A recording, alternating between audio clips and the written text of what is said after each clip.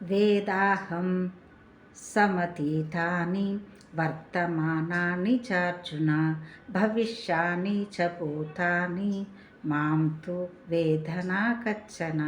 26వ శ్లోకము జ్ఞాన విజ్ఞాన యోగము. ఓ అర్జున, గత కాలమునకు చెందినట్టివియు వర్తమాన అనగా ప్రస్తుత కాలము నందున్నట్టివియు అయిన చరాచర ప్రాణులన్నింటినీ నేను ఎరుగుదును. అంతేకాదు రాబోవు కాలమున ప్రభవించు అనగా జన్మించు ప్రాణులను గూర్చియు నేను ఎరుగుదును. కానీ నాయందు భక్తి శ్రద్ధలు గలవారు తప్ప వేరెవ్వరును నన్ను ఎరుగజాలరు. 26వ శ్లోకము జ్ఞాన విజ్ఞాన యోగము.